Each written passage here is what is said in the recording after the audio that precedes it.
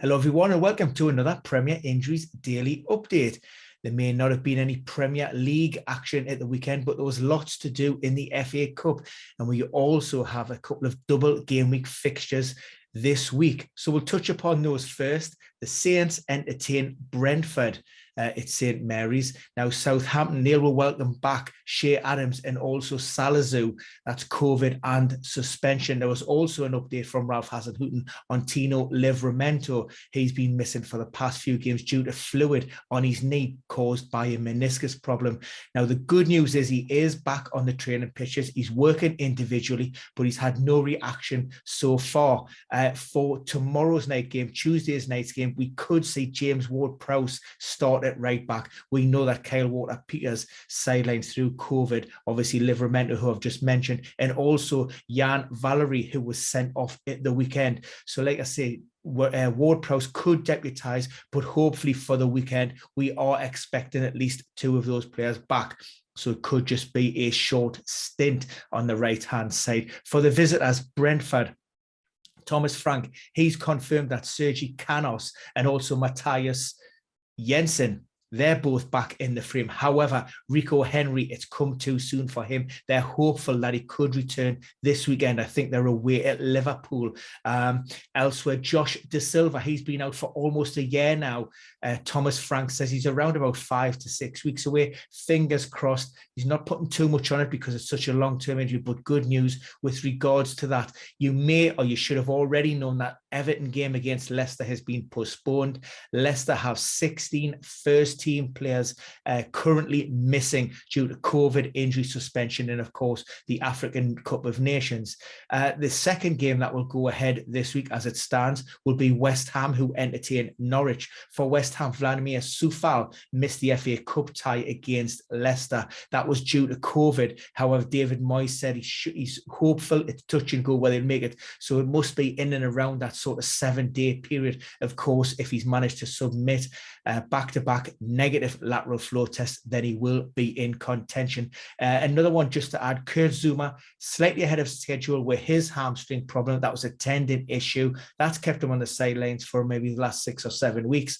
He's targeting the return against Manchester United in game week 23. For the visitors, Norwich, they were without Billy Gilmore at the weekend. He suffered what Dean Smith referred to as a high ankle sprain in training, and he was due for a scan on Sunday, awaiting the results from that. If that is confirmed, then I would expect the Chelsea loanee playmaker to be sidelined for a number of weeks. Elsewhere, Todd Cantwell also missed that game due to illness. He has a good chance of returning. Right, elsewhere, Patrick Bamford, we expected him to be starting for Leeds against West Ham. Of course, he's been sidelined since returning from that ankle problem, scored an equaliser against Brentford, limped off with a hamstring issue, and now on the verge of his return, he picked up another problem in training. Now, Marcelo Bielsa doesn't give any specifics. We have no time frame, but it's a knock just below the hip. What we do know is it is not muscular. So it's an impact injury, and we're waiting. It remains to be seen, on that one. So that's developing. With regards to Firpo, he collided in the first half with his own teammate, Meslier, managed to go through until around about that 69th minute and came off. Now, if post-match assessments reveal a concussion, he will be out this weekend, but it remains to be seen what we do with that one.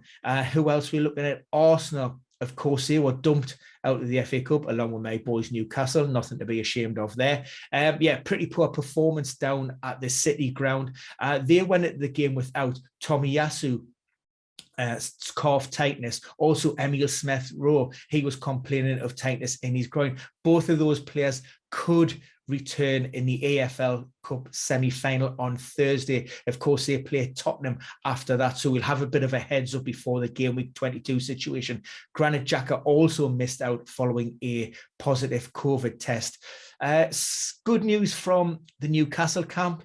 In the grand scheme of things, Callum Wilson, yes, he's going to be sidelined for in and around 8 weeks. However, it looked to be a lot worse than that, in our fears that it could have potentially been season ending. 8 weeks isn't great. We showed our lack of cutting edge in the attacking third at the weekend. Newcastle will go in search of bringing some players in, but potentially we could see Callum Wilson back in and around maybe 2 months. For Watford, they continue to ship goals. Claudio Ranieri's hopeful that Christian Kabasele could be back in and around maybe 10 to 14 days. However, Nicholas Onkudu, the new signing, has suffered a setback, recently had surgery on his hamstring. Now he's going to be kept out now until around about April. And finally, Liverpool. There's been a lot of rumours going around with regards to Thiago Alcantara. He had a hip issue, and some of the rumours suggested that he was out for the season.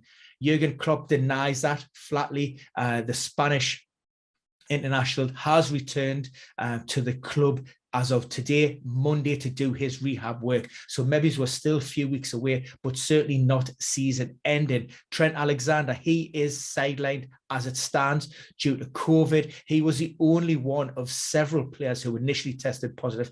Jurgen Klopp said the build-up to that Shrewsbury game was heavily disrupted by false positives. Most of those come through a third round of testing. Trent, however, isn't. But again, I would expect him to return for the weekend. We did see the return of Joel Matip and Roberto Firmino, and also Alisson Becker wasn't listed as one of those players who's still currently positive, although he wasn't in the match day squad at the weekend. And actually one more, and that's with regards to Paul Pogba. I bet you've missed him. Manchester United certainly look as if they have. However, they're going to have to wait a little bit longer before he gets back on the pitches. Slight setback, no real specifics, but in terms of a timeline, Ralph Radnick said it could be 3, 4, possibly even 5 weeks before he gets into a position in terms of his condition to be ready to push for a place in that starting 11. So that's it. That's your Premier Injuries Daily Roundup. If you have any questions, please pop them in the comments box below. And look, we're getting excellent views, really happy. But please, if you're not subscribing, click that button. And of course, when new videos do drop, you will be informed immediately. Thanks for now, and see you again very soon.